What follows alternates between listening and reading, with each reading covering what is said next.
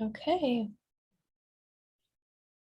great. We can go ahead and kick it off. So, welcome to Austin Design Week 2021. We're so glad you're here.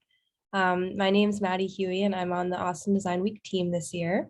As you can see on our slide, you can connect with us and share your experiences over the week by tagging us on social media. Go to the next slide, Jason. There we go. So please check the Zoom chat where we'll be putting a link and several other resources for you. We encourage you to continue the conversation on our Slack channel. And there are more free events all week, so we encourage you to check the schedule and join us for more. And then lastly, we also want to say a huge thanks to our generous sponsors for making this year happen. At the end of the event, you'll be asked to take a brief survey, and we'd love to hear from you. So now I'm going to pass it over to Jason to kick everything off. Great. Thank you very much. Thank you, Maddie. And thank you, everybody, for coming. Really appreciate your time and taking time out of your busy schedule to join us for how we can use stories and objects to imagine the future. So just to give you a little intro, my name is Jason Napolitano. I work as a design director for Cision. We are a PR software. Actually, Chris and I are both based out of Austin.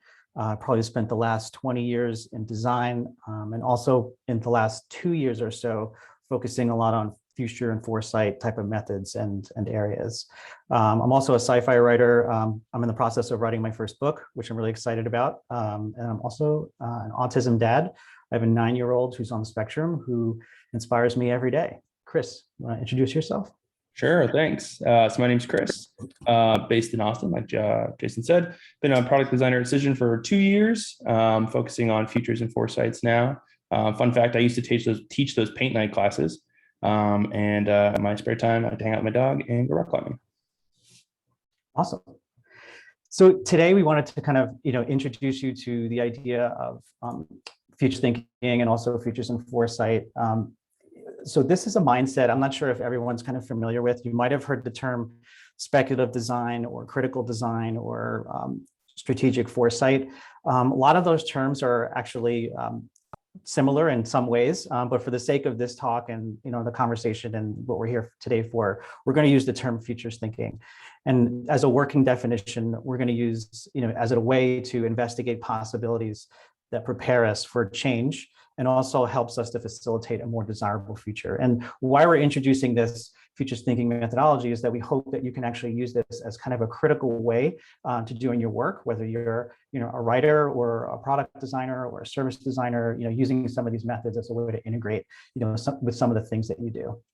When we think about futures, one of the most fundamental things about futures and foresight or futures thinking is that we think about it in terms of alternatives. A lot of folks, when we think about the future, often we take a mental shortcut and thinking of our future as kind of a straight line, like what's just going to happen tomorrow. But in fact, the future can lead up to a number of different possible areas. So there's probable, what's most likely to happen. There's plausible, what's reasonable to happen within a certain time frame. What could happen that's possible, and also what's provocative, what's crazy that could be off the fringe that could possibly happen in your future. But the idea of futures thinking is to try to investigate these futures, to really play them out, understand the implications with things like trends, and really understand, what kind of future do we want? What is preferable to us, in terms of investigating certain things so we can determine a better future for ourselves personally, or a better future also for ourselves as a business.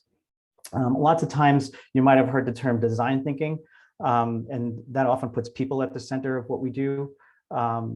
Targets maybe like 6 months to like 1 to 2 years. Most of the time in design thinking, we're in companies where we're doing things for financial gain. That's the paradigm. Limited stakeholder involvement and continuous improvement. I think many of us kind of know this.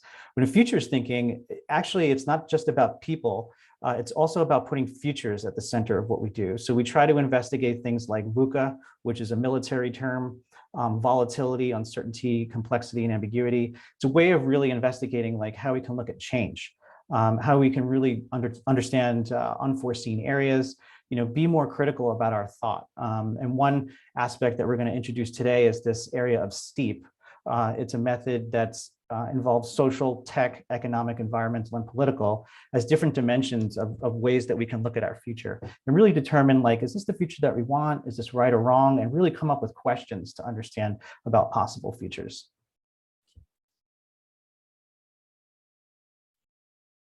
Today, this is very much a primer, but we did want to introduce two futures types of methods that you can possibly use in your work. One is future scenarios, which is really about this idea of creating stories, if you will, using signals and trends that are kind of common to today, and really investigating, alternatives. And the other one is looking at futures objects. And I'm not sure if you heard the term design fiction, but design fiction also is kind of this method where, you're creating objects of the future that could be called diegetic prototypes. And they're really used to try to investigate and to world build and to really understand about, like, what kind of futures would be possible with a thing like this, in terms of a certain future type of narrative. So as part of future scenarios, I'm going to pass it over to Chris, and he's going to talk a little bit about how we've done futures scenarios at Cision. Oh, thanks, Jason. So here at Cision, we've invited members of our design and product teams, as well as subject matter experts, to help us dig into trends that we've identified while scanning. So we've thought through the implications of these trends. What if they were to continue to manifest into realities? What kinds of things might happen? Who might benefit? What kinds of new technologies may emerge? From there, we created the scenarios you see now. This page represents a few of the scenarios we've come up with over the last few months, doing many of the exercises that we're going to plan to lead you through today. So this map in particular is broken down into 3 segments that span 30 plus years. One of the scenarios we created takes place more than 30 years in the future. Jason, could you switch the slide? Sure. Thank you. So in this particular scenario, our creator explored a potential future where the ability to read was no longer common. So instead, it was a skill reserved for a few choice people. These people would be identified and groomed throughout their teenage years and eventually moved to prestigious secondary schools where they would learn more about reading and storytelling. This is important because the goal of these lessons was to prepare these students to ultimately become informers. It was the informer's job to read the news aloud for millions of people waiting and watching patiently. The listeners of these broadcasts knew it was time for a knowledge day, reading after seeing the familiar red listen logo on their screens. Next slide, please. So once we hone in a scenario like the one we just discussed, we began to gain empathy for our imaginary users and build diegetic prototypes. These prototypes from our futures helped us by opening up new and interesting lines of thought and questioning, which helped to explore our scenarios even further. So we began to ask ourselves, how might we? As a team, we wanted to figure out how might we at Cision prepare, thrive, or even succumb to a scenario like this. We started thinking about the tools that people in this potential future may use. We wanted to know about the problems these people may face. We wanted to know how might we help them. So now Jason's going to take us through an example of how these methods have been used in practice. Thanks. Yeah, so Chris described a little bit about scenarios and about how we've used stories at Cision. There's also another method in kind of futures thinking, which is working with futures objects. And as I mentioned, I am in the process of writing my sci-fi novel right now. It's very much inspired by my son, who's about 9 years old. This isn't a picture of him, by the way, just another kind of stock photo. But really what the book is about is really trying to investigate his virtual identity as someone who has autism. And my goal and my aspiration is to try to uncover, like, what a possible future for him could look like if he were to kind of have a positive future and play where there's actually technology that enables him to be more inclusive in society. So as part of the book, I've been creating these objects. This is a thing called HoloTime, which is like a holographic dreidel that could, pretty much create, virtual friends for him to play with, but not just friends that are digital, but also friends that can join him in the real world, where he can be more sensory, he can have a lot of fun, and he can be as crazy as he wants to be, but also invite, a really exciting experience for his friends. Another object in the book that I'm playing around with is this idea of the conscious communicator. It's really a device that allows you to communicate with the dead. I know it sounds very weird, but it's also an ambient device, a device that really is just about you kind of sitting down, chilling out, and really uncovering and trying to explore your own thoughts. So as part of the process, though, what I've done is I just created this object and wrote it as if it already existed. So I created this idea of a future wiki post where I talked about the background and the history and the device history and just talked a little bit about the implications. So I've been doing this for a number of different types of objects, and this really helps me start to build a story, a future story around, what could this, book actually look like for my son. So a very helpful tool to kind of, expand the idea of thought, right? And understand about how this would apply to like everyday people or other objects. So what we wanted to do, just kind of taking a step back, is to kind of introduce this. We talked about it a little bit here in these quickly into these slides, but we wanted to introduce these methods to you in more of an interactive format, to try out things that will involve creating specifically a story, and maybe some objects. But over the next 50 minutes, we want to showcase in two methods. One is called the implications wheels. And this is a method where you'll go in, and we'll create breakout rooms in a second. Well, you'll select a trend as a team, and you'll work with that trend to really uncover what are the future implications of that trend. And once you actually come up with these implications, then you'll combine them in this game-like experience where you'll create story cards or combine these story cards to create a story. And the idea is to try to think about unexpected things or unexpected areas within a certain world to try to see like how things will actually play out, maybe in a little bit more of a robust narrative for you to kind of uncover things, right? Think about things in a longer term future. So how it'll work is that we have a couple of facilitators here who are a part of the Cision team, Mackenzie and Kelly. I'll introduce them in a second, but they'll help to break out folks in teams of 5. I believe we have a bunch of, wow, we have 75 people here. I didn't think that, I thought we were capped. Yeah, we're going to be a lot bigger than. Yeah, a lot bigger than we thought. So we'll break out into about 5 teams. We have 5 groups of people that will explore these types of implications wheels and build a story. For 25 minutes, we'll work with a particular trend. And then for about 20 minutes, we will use the story cards to build that future. So one thing we'll ask is that I see a lot of people is that we will ask for you to kind of self-organize a little bit and try to, just move ahead as best as you can. But don't worry, lots of these things aren't very precious. Feel free to explore it, use it, have fun with it. That's kind of the whole idea. Very much in the futures community where we very much embrace kind of like democratizing these tools. So please just feel free to kind of like see where you go. So the first thing you'll see when you go into the Miro board or the Miro room in a second is this implications wheel. And as a team, you'll select these trend cards on the left. You'll pick one, you'll put it in the center of the wheel, and then each person will work on a sector of that wheel and just talk about, what are the implications of this particular trend? Like what could happen in 2 years? What could happen in 10 years? And what could happen in 100 years? And each person will work on one sector. And then internally as a kind of like a group team, you can talk about it if you want, like once you've actually come up with them, you'll go back and then you'll create the stories. And the stories will involve bringing that feature card or that feature implication that you've created in the implications wheel and combine it. Literally just pick a card and combine it with something that could happen in the future, and you will create your future story in your 100-year horizon. And that's what's going to make this really interesting. Like what will happen in 100 years with this implication. So as part of that, I'm going to pass it off to Mackenzie, and especially because she's our kind of technical moderator, and Kelly will join us in one of the rooms. She's done this exercise before too, so she's pretty well versed. But we'll follow up, and I will join you, and Chris will also join you in a particular room to kind of help you guys out. So Mackenzie, do you want to? Yeah, of course. Okay. Hi, everyone. Thank you so much for being here. So what's about to happen is I have split you all into 5 different groups. So in just a moment, I will open those breakout rooms and you'll get a notification to go to said breakout room. Just pay attention to what number your room is, and that will correspond to what you're seeing on the Miro board that I will share in just a moment, that link that you can access. So in just a moment. So there is the Miro, oops, sorry. There we go. So there is the Miro board that you should all have access to. And on the Miro board, you will see 5 different areas for 5 different teams. So again, just make sure that you're paying attention to what group you're being called into, and that will be your working area. Yeah. Yeah, anything else I missed? No, that's it. I think if there's any questions, there's so many people here, so it'll be hard to ask a lot of questions in this main room. But like I said, Chris and I will be there in the sub rooms to ask anything, and we'll be jumping around to help you out. But we do ask that you kind of self-organize. Start just immediately vote on your trend, pick the right trend that you want to use on your team board. Get aligned with that as a team, and then Chris and I will be there to help you out as you go forth. All right, so I'm about to open the rooms.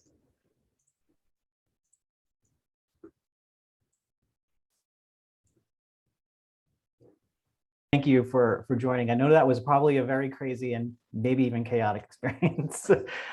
We tried to facilitate as best as we could. We weren't expecting so many people, but the goal here really is just to get you introduced to these tools, right? We don't expect you to be super awesome at it, but it does allow for a little bit more critical thinking, a little bit more to be imaginative about your processes. So hopefully you might be able to take some of these things with you. But we have about 15 minutes, and I think we wanted to use that time just to kind of share some of the stories that people had come up with. And if there's something interesting that came out of your 100-year horizon, with whatever implication that you came up with, or whatever actors or story cards that you came up with, we just wanted to hear some of the things that people had to say. So I'll pass it along to Chris to help facilitate that. Sure. So why don't we start with, we're going to do some readouts with, I guess, my groups. Or is there a group that wants to volunteer to go first? Otherwise, we can just default to the ones I work with. We can go first. Sure. I have Lyric who's going to share for team 5. And let me see if I can share my screen here, and nope, I can't. So if someone can share the Miro board and go to team 5, then we can walk you through it, or. Yeah, I'll jump to it. Okay. Great. So what you see here, Lyric, I'll go over the top part and then you can share our story if you don't mind that. But our implication was, I believe it was from the political sector, and it was the idea, and the trend card that we picked was the Great Resignation. And so that led us to families and communities have virtual spaces that they maintain, and physical labor is automated with the help of technology and AI. The persona that we chose was my neighbor, who had the conflict of unfair competition in a world of constraint. So the idea that things are under control, whether they succeed or not, be it government or corporation. So Lyric, if you would take it away and read our story, that'd be great. Yeah, so if you can imagine, in the suburbs of Indiana in the year 2060, we're experiencing environmental instability and massive restructuring of our workforce. And this is due to the Great Resignation of a bunch of people resigning and no longer working. So this begins the next wave of workforce upheaval. And then if you could just move down a little bit. So the neighbor Bill, he finds an analogous way to disconnect this bot that's sort of controlling this community. And the villain is a bot that introduces an obstacle in the virtual world. So she never feels self-fulfilled. And so then due to these like regulated social classes by this bot, the ability for the community to come together and work together, which was their original intent, is no longer possible because these AI bots are monitoring everything. So then the resolution is people must sort of start to move so that they are in communities of the same social standing, since they can no longer work with those that were once in their community. And so it is a bad ending because people end up being controlled. And so we learn that people don't like to be controlled. So it is a tragedy because people thought that the resignation would free them, but now they're more monitored and more controlled than they were before. And so what we kind of learned was that we would focus on underlying systemic changes versus kind of taking that immediate action of just quitting and resigning, focus on why people are having these issues in the workplace. And that's our story. Thank you. Awesome. Awesome. Thank you for sharing. How was this process, by the way? Lyric, that you went through? Just getting a gut feeling on like going through this for the first time. Yeah, I think that it was interesting to see how all of the different like sectors, like economic, social, political, all overlapped. And so we were able to kind of take pieces from that first part and kind of bring it all into the story, which was cool to see. Very cool. All right. Do we have another group that wants to volunteer to share? I can jump in, and I am with Team One. So I can just quickly verbally walk you through it. So basically, our card was also the Great Resignation, and with so many people quitting their jobs, I think we also kind of wanted to focus in on a particular industry because this has so many different ways that this could look, and we really focused on jobs being automated and that sort of thing. So when it comes to healthcare in particular, sort of what we figured as our implication is that people tend to seek the human element of healthcare as well, very much so in terms of really good bedside manner, especially if someone's sick, you want to treat them with care and kindness and that sort of thing.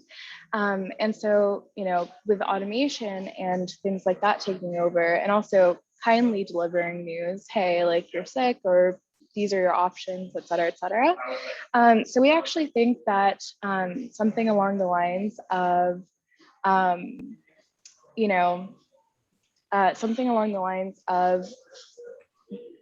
the machines can very well take care of surgeries, and that improves patient outcomes and that sort of thing.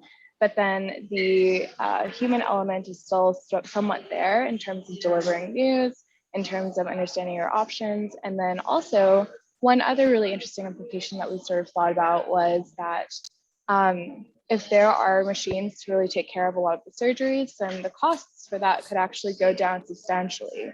And that really is a specialized thing that people need taken care of. So we think that,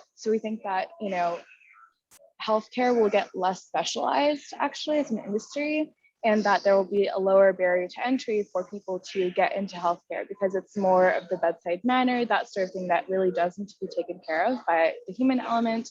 And then as for like the surgical aspect and the, options that could also be taken care of that way.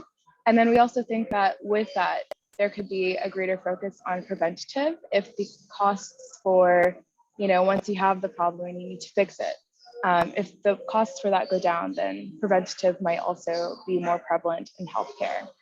So effectively, that's sort of what the major application that we sort of came up with, and didn't really necessarily walk through the story setting and the board, but that's essentially what we ended up walking through.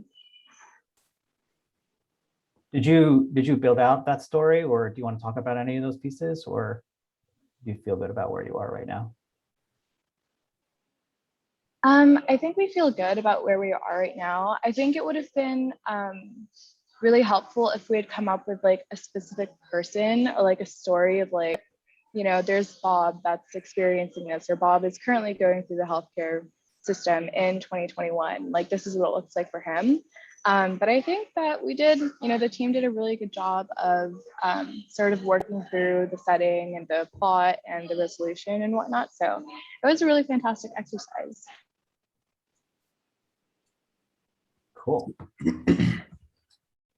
Yeah, thanks for sharing. Does anybody else want to volunteer? Still got some time left.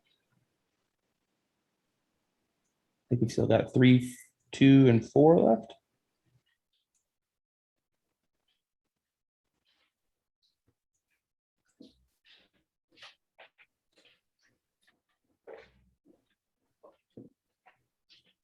Anyone from 2 or 4?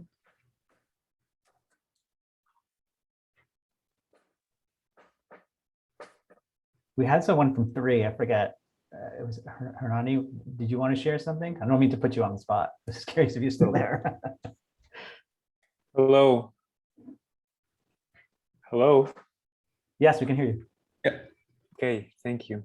Sorry, I had to leave just a second, but I'm back. So our group was one of the craziest experience. So I usually do this sort of remote workshops, but when we do this, we have more participation. It's like we're just two people talking, so we try to do our best, and we come up with this really. I don't know. We have two endings for this, so I will leave you to choose the one that you like the most. Our persona, what we chose was the remote 2.0. So people are living, doing everything remotely, and we took that to a crazy area where no one leaves their houses anymore. So no one knows how to travel. No one. So maps are things of the past. So you have all of this technology, the sensors that you have implemented in yourself, or physical things that you have in your rooms, that will allow you to experience anything with anyone. So it's like being present with everyone, but it's not a real sensation. So our persona, our grandmother, she's 150 years old, because in the future you have a more extended life, and so she has like a lot of grandsons and granddaughters, and she has a big family, but she hasn't met any of them almost. So she's trying to cope with change. So that's the conflict and the isolation. And this is a big transformation, this people being isolated and being together. So this sense is what drove our story. So what we thought about in 2121, our grandmother is 150 years old. She has seen a lot of changes in her life. She lives in Austin, Texas. The city stopped growing because everything went remote. So it's like everyone is living in their own places. So there's not this sense of community. So what is the villain, the hero? So the story here is that she wants to meet the whole family. She wants to be present. She wants to meet with them. So everyone is doing their entire lives there, and no one cares to see her in person. No one cares about that social aspect of life, and so she wants to meet everyone. That's the journey. This is she wants to figure out how to travel. She wants to figure out how to learn to read maps. She wants to figure out how to leave her house and to go to all of these crazy places. She might have a relative who lives in Mars or who lives in another planet. So she has to figure out how to get there. And in the end, she wants to, so this is the final part, she wants to create a moment where they are all together. And this is where we can have the division. So we can have two resolutions or two possible endings. One could be a positive one where she brings everyone together. She delivers the invitations for her big party to everyone, and everyone meets and they connect physically, not with those technologies, but they can also have the other ending that could be she went and visit one and another one, and she doesn't connect with anyone, but then the story ends when she connects with one family member physically, and that could be a more a positive message also, because there's one people, but it could be a more a dissolution and a more frustrating journey. So there's two ways of doing this, one more Twilight Zone and one more positive, I guess. Yeah, this is what we came up. But thank you. It was really interesting experience. I love this story. It has a lot of relevancy even today when we think about COVID, and you think about a lot of the elderly population, when especially in the very beginning when they were very isolated. We had to move them to separate areas, and it was hard to even visit them right in the beginning because we were afraid to get them infected and stuff like that. That's the first thing that comes to me, like when I think about the story, like, oh wow, like if we actually imagined this, what this could look like in a positive way, like maybe we could have helped those people like before this whole thing actually kind of happened. So really nice. Thank you for sharing that, Hernani. I think there's some wonderful ideas. I know you only had a few minutes to talk about it, but really liked it. And you picked a really interesting one, grandma, right? Like how a grandma exists in a world. You know, we often think of ourselves like in business or whatever, but like, you know, we did this exercise actually with one of the folks on our team, on our brand watch team, as part of one of our decision families, and they picked a family pet. And we had a really great story around the family pet having an identity crisis in the future. So, but anyway.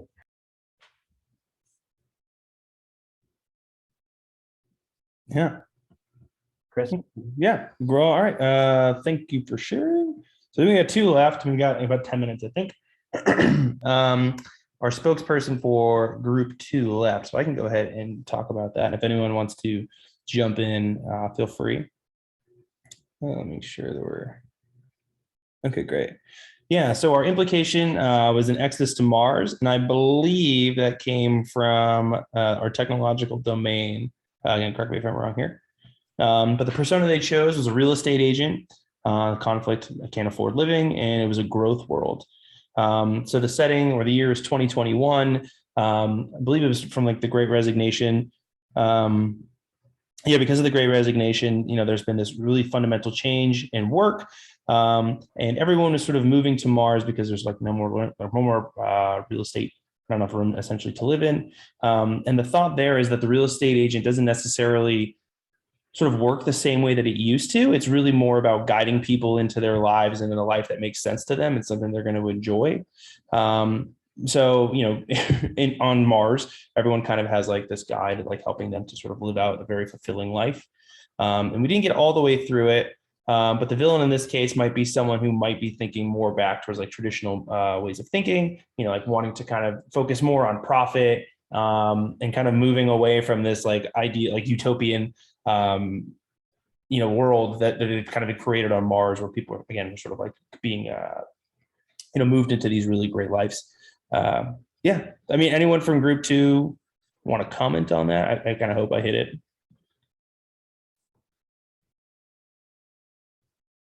No, I think that was a good overview. Okay. Yeah, and I thought it was really interesting that, I mean, normally when you kind of hear, you know, people going to Mars, it's, you know, I don't think you necessarily kind of think of it as like, yeah, we're going to like embody this whole new way of thinking. And it kind of makes you think like, does Earth sort of have like this, you know, one way of kind of thinking versus Mars? It has kind of this new, I guess, like new wave kind of thinking where we're sort of helping people to kind of, you know, find their best lives. And, you know, I guess in a sense, like productivity and sort of like, you know, marketing things and trying to get the most profit out of the people is again still sort of this villain. Yeah. Well, was that our last room, Chris, or is there another one?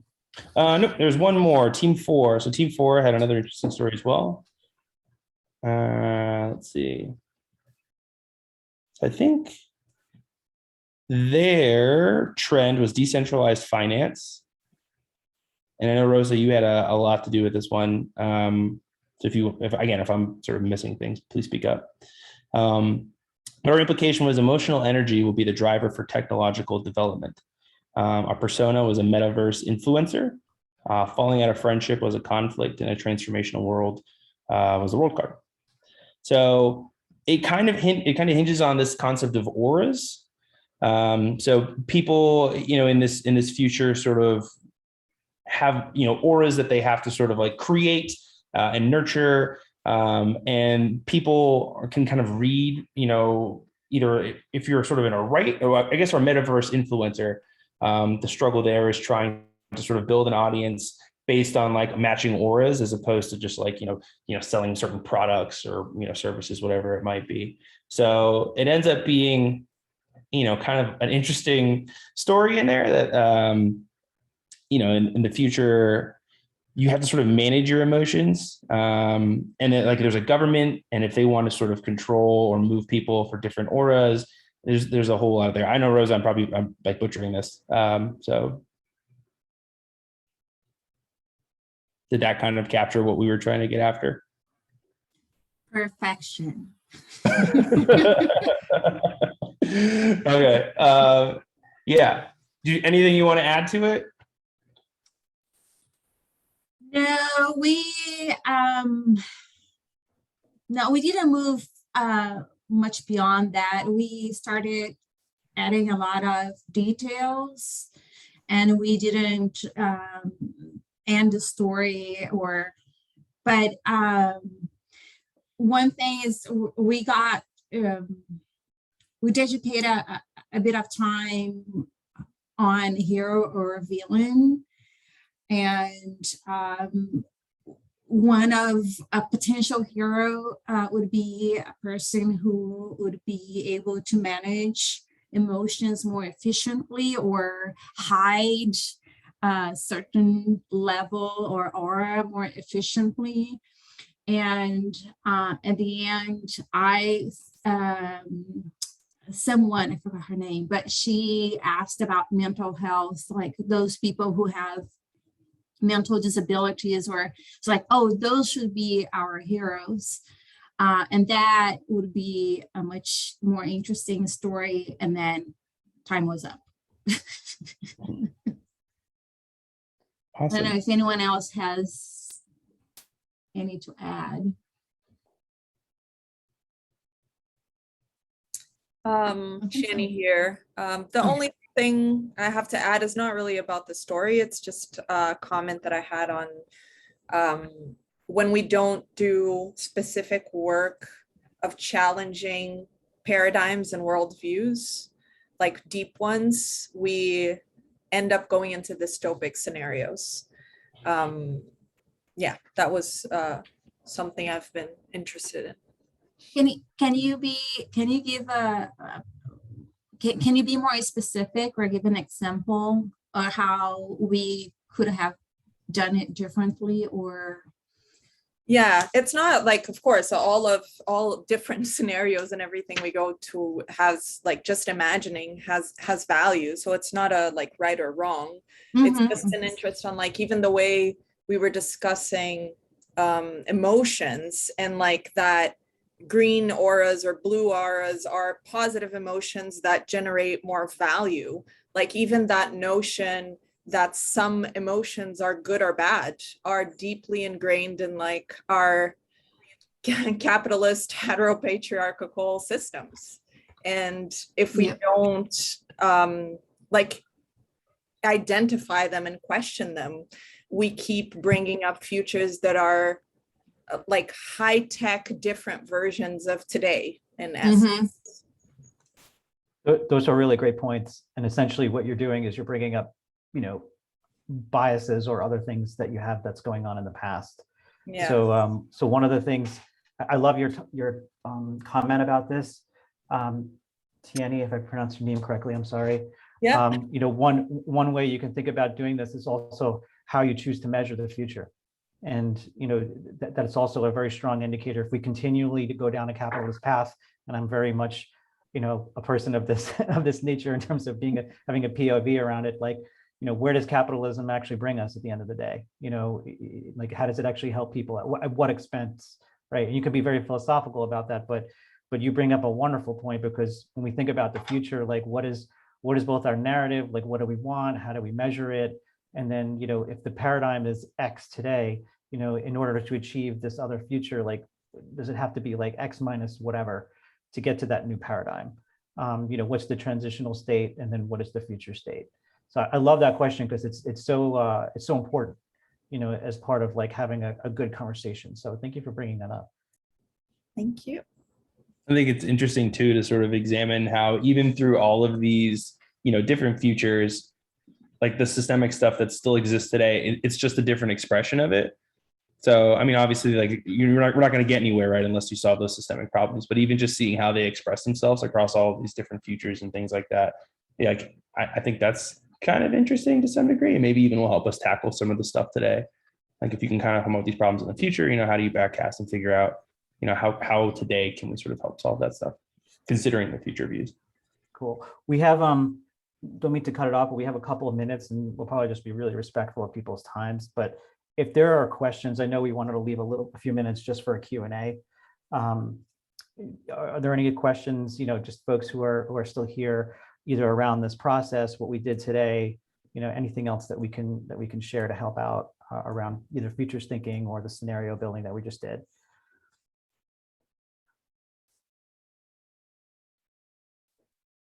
I'll stop sharing my screen.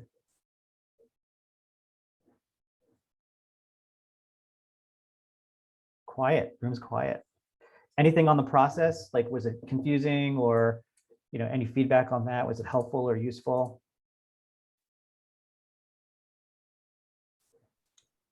For me, it was a I lot think, of, that's the problem with the virtual. sorry, Go ahead and say it. thank you. I just wanted to say that the cards about the personas were very helpful, because sometimes you get stuck on that, and to have some resources make the workshop more easy. Very good resource. Thank you. Cool, thank you for that. Any other feedback? I know we were in a big room. So this is more of a general comment, but a lot of my background is in design thinking, and I don't think I realized how complementary futures and foresight thinking can be, because you can take a top-down approach as well, where you think about what this could look like in 100 years, and then you break it down to today. So I think this is a really great tool, and I'll definitely be using it moving forward. So thank you. Thank you for that feedback. It was a pleasure working with you, Aruj, in the room. Any other comments or feedback? We're just about at time. Maybe we can squeeze one more comment in if you want.